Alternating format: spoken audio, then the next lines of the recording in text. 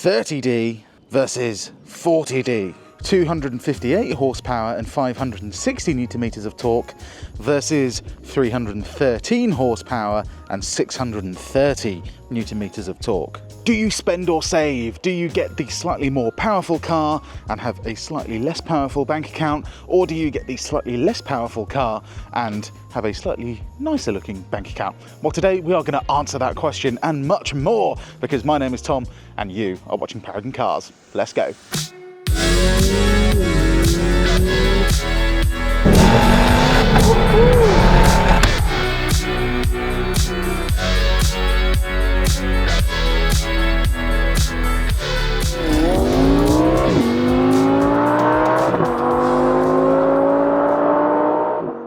I suppose let's start off with the most important thing first, and that is the 30 to 70 sprint. Let's see just how much quicker the 40D is over the 30D. We're also going to do a 0 to 60 later, so make sure you stay tuned to watch that.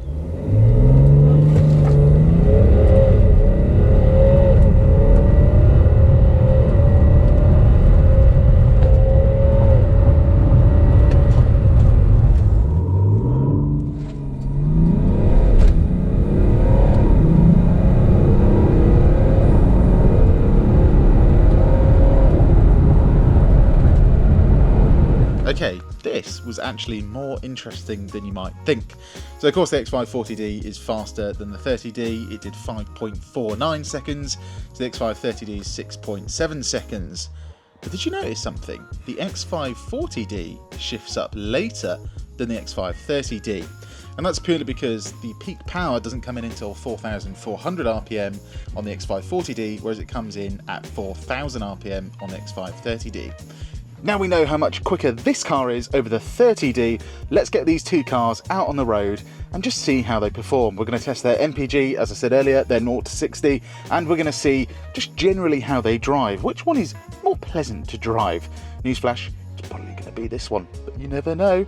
Only way we're going to find out is by getting on the road. So let's do that now. Okay, in the X540D up first then, and we are going to start with an MPG test. BMW claim this thing will do 44 miles per gallon on the combined cycle, which is only one less MPG compared to the 30D.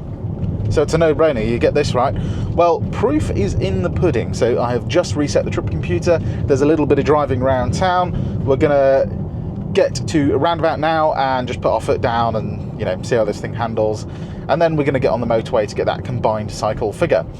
And then we're going to take it onto a B road and have some proper fun with it. Okay then, we've done our town driving. We're sitting at 24 miles per gallon. I'm going to go into sports mode, sports plus actually, get the gearbox into sports, and we're going to have a little taste of the handling round here before we take it on some proper B roads later, just to make that combined cycle figure. Right, let's see how this X5 handles. Is it kind of rear wheel drive?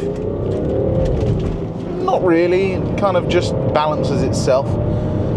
But one thing is clear, this 335D engine, yes, it's the same engine that's in the 335D, is, yeah, it's a nice engine. But one thing's clear though, this 313 horsepower inline-6 diesel is properly rapid, it feels quick. And it's making me wonder whether the X530D is going to feel slow later. There's only one way to find out, but first, let's do that MPG test.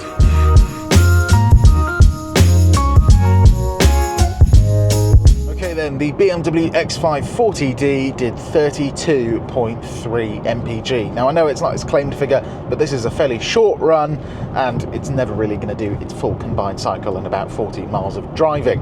But we are going to do exactly the same route in the X530D. So before we do our 0 to 60 handling test and conclusion, let's hop into the 30D and see what MPG that can do. Okay, BMW X530D now on the MPG test. Let's reset our trip computer in exactly the same place. We've got a similar amount of fuel in the fuel tank, and we're going to do exactly the same thing as we did in the 40D.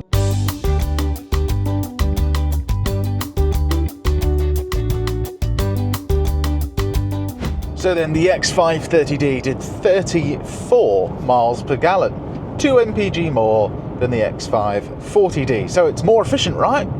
Well, actually, I don't know if you noticed, but the X540D has a front splitter and rear diffuser kit on it, which, according to the manufacturer, takes about 5% of your MPG away.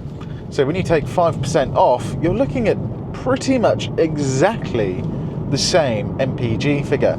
Now, on a very long run, you might see a difference of 1 or 2 miles per gallon, but proof's in the pudding.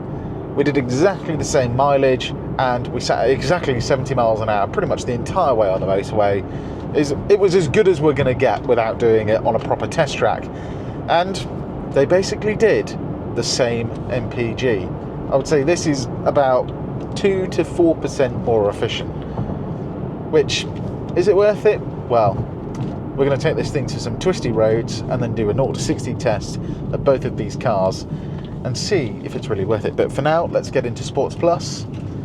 Come on, car, get into manual, and we're going to see how this thing fares on some faster roads compared to the 40D. Okay then, quick handling test on some faster roads in the X540D now. Let's just see what this thing can do. See if it's got enough power to get the back end out of it, or just make it feel more rear wheel driven. Then we'll hop into the 30D and then do our 0 to 60s. Okay, coming around here. Ooh, bit of oversteer. Or sorry, bit of understeer, I should say.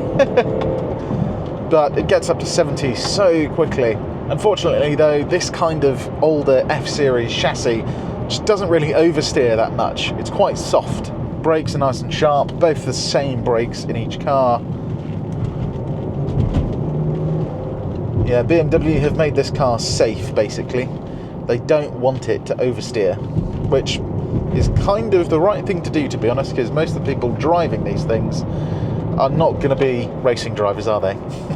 They're not going to be looking for a super sporty car, just one that feels nice to drive. Right, let's see how the 30D does on this road, and then do our 0 to 60s. Let's get my foot down. Ah, yes. Okay. Interesting. Above 4,000 revs, you notice quite a big difference in how these cars perform. Now, in fifth gear, at 3,000 revs, when I put my foot down, they feel identical to me. I can't feel that difference in torque. But above 4,000 revs, this car pretty much dies because it's running out of power, whereas the 40D just seems to keep on going. So it definitely gets a point there. It definitely feels a little bit racier compared to this 30D. Now then, I think it's time for an 0 to 60 test, don't you?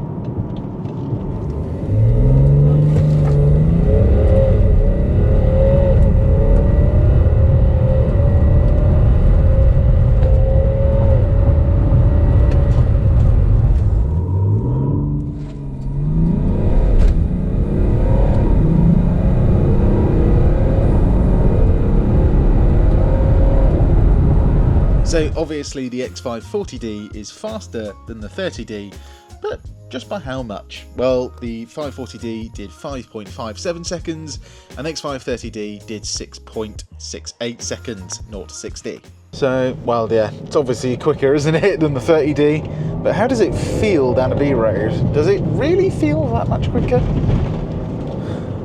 Well, for starters, response actually feels slightly quicker, which is weird. But strangely, it's kind of only above about 3,500 revs in third and fourth, where you really feel the difference of power and torque. Okay, does the 30D feel anemic down here as well? Well, that initial torque pickup feels very similar, you know, almost imperceivable.